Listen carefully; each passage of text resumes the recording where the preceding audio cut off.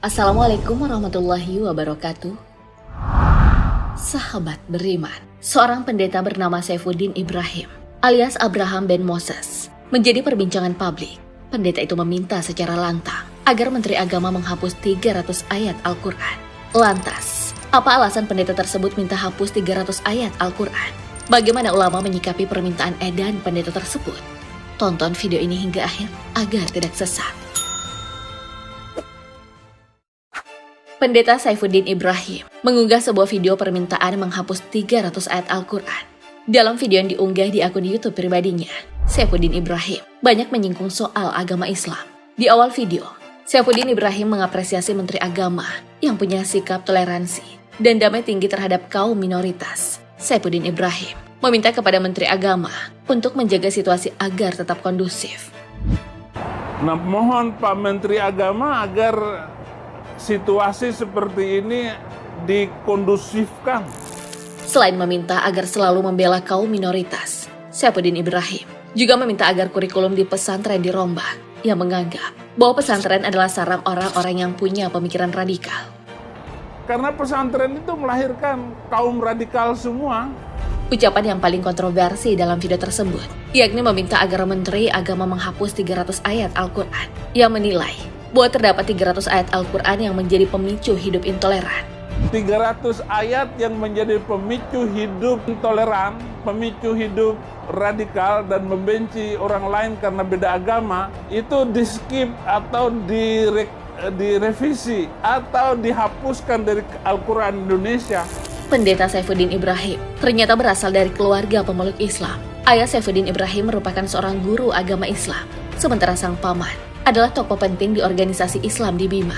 Entah apa yang membuatnya murtad, bahkan meminta 300 ayat Al-Quran dihapus. Lalu bagaimana tanggapan ulama atas pernyataan Saifuddin Ibrahim? Pernyataan kontroversial pendeta Saifuddin Ibrahim ditanggapi oleh ulama Direktur Pendidikan Diniyah dan Pondok Pesantren Direktorat Jenderal Pendidikan Islam Kementerian Agama, Waryono Abdul Ghafur, mengatakan perlu dicek berapa kitab tafsir yang sudah dibaca pendeta yang awalnya beragama Islam itu. Beliau ini menurut saya kalau dari sisi nama kan, saya juga dengar beliau ini dulunya Muslim, kemudian konversi menjadi Kristen.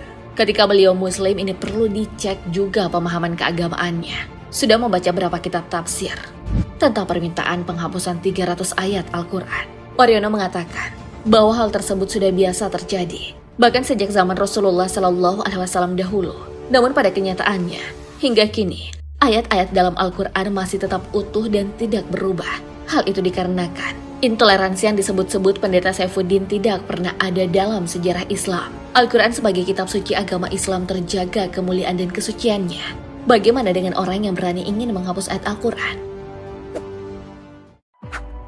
Perlu kita ketahui bahwa kitab suci Al-Quran sangat terjaga kemuliaan dan kesuciannya.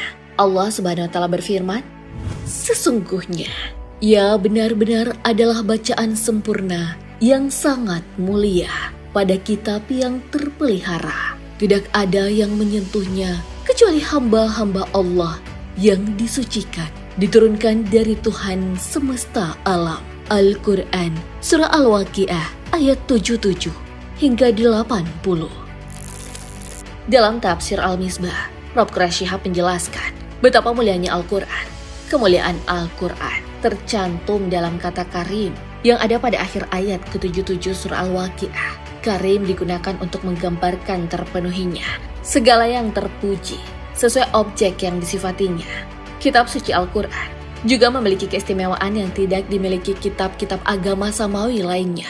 Tuntunan yang jelas dan menyeluruh terkandung dalam Al-Quran, sekaligus bukti-bukti kebenarannya. Pembuktian ini abadi hingga akhir zaman. Sahabat beriman, kitab suci Al-Quran memberi pedoman hidup yang baik bagi umat manusia.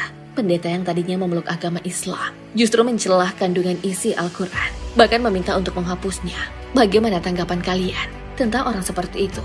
Wallahu a'lam bishawab. Wassalamualaikum warahmatullahi wabarakatuh.